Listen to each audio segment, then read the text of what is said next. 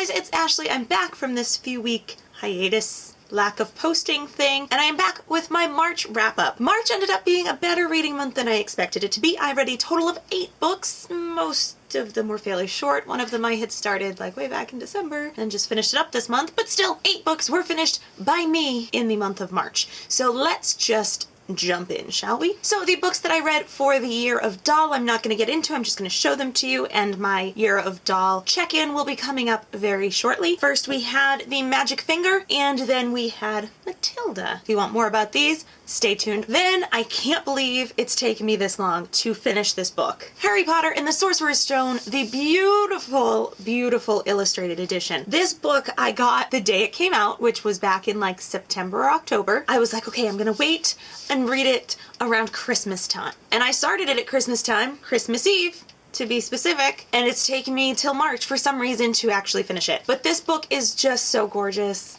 It is the most, look at Hagrid's house and his garden. And it's just absolutely stunning and gorgeous, and you should check it out if you like Harry Potter. And if you haven't read Harry Potter yet, then go with this edition because it's stunning. Stunningly gorgeous. I can't wait. The second book is now available for pre-order, but it doesn't come out till October. But I'm still so excited for it because these books are just gorgeous. So gorgeous. And then I read an ebook called A Work in Progress by Nancy Shue Bolton. I got this book from the publisher in conjunction with Life is Story, which you will be hearing about very, very soon. This book is a very short Christian romance novel that I had a lot of issues with, but mainly my main complaint was that it was just too short for all of the issues that the author brought up in the story. And so if it had an extra 200 or 300 pages, I would have probably loved it, but it didn't give us room to really explore the whole story. I'm going to have a full review of this book over on the Life is Story channel. As soon as that happens, you will be the first to know. Then I read The Nerdist Way by Chris Hardwick. This is a self-help book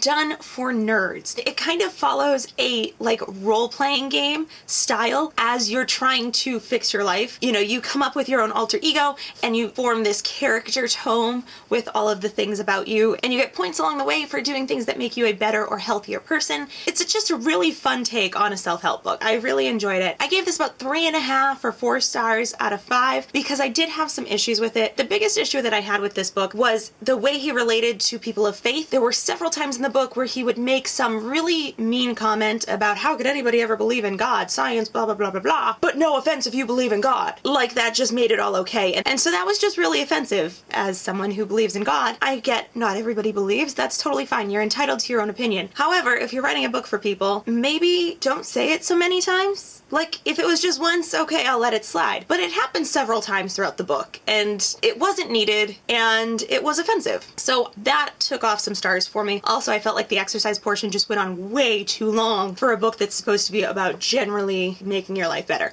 But if you're a fan of Chris Hardwick or of The Nerdist, and you want to better your life, this is a good way to go. If you're a nerd and you want to better your life, this is a good way to go. It's got plenty of nerd references. It's a nerdy book. It's pretty good. I will have review videos for all of these books in the near future. It's just a matter of finding time to film and edit all of these videos. Next up, I finally finished my February Owl Crate book. That was The Love That Split the World by Emily Henry. It's about a girl named Natalie who is a Native American adopted by a white family. And when she was little and growing up, she would always have these visions of a woman she called grandmother at night who would come and tell her stories and tell her all these old folk tales. And her mom and dad were obviously concerned, and so they put her through therapy and said they were hallucinations and all that, and they went away. However, now she's about to graduate high school and things are not okay. She starts seeing her red door is suddenly green, and the place where the nursery is now a hardware store and things like that. And also, there's a boy that just randomly pops up and then disappears. Pieces of other worlds are floating into her world. Grandmother comes back and tells her that she has 3 months to save him. She doesn't specify who, she just says save him. So it's all on Natalie's shoulders to save someone. It was a really interesting book. It did go fairly slow to me, but it was really intriguing. I liked the way that the author wove in all of these folklores and different stories in with our main story, and they kind of acted as foreshadowing or more background to what was happening in the story. So I thought it was a really creative story. I did enjoy it. I believe I gave it 4 out of 5 stars. I wasn't a fan of the ending. I can't put my finger on it. I just wasn't satisfied with the way it ended. The characters, I wish we could have more from them. The book is from Natalie's perspective, so obviously it is going to be all about her, but I felt like the other characters didn't have much depth to them and they only existed for Natalie and to further Natalie's story. That was a little irksome on my part, but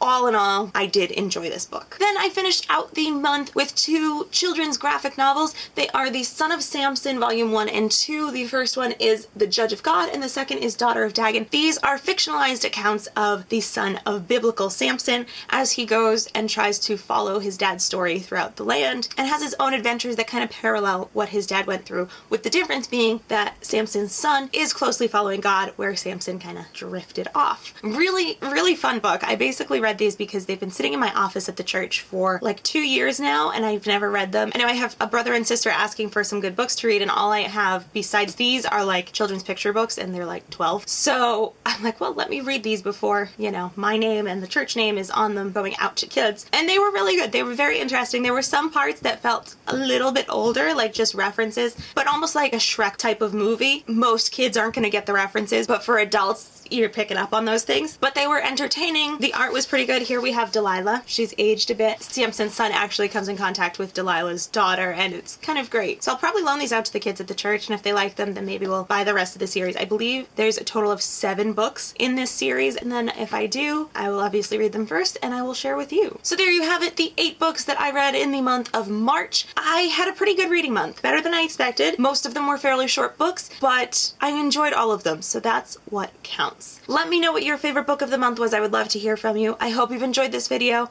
Thank you so much for watching, and I'll talk to you later. Bye!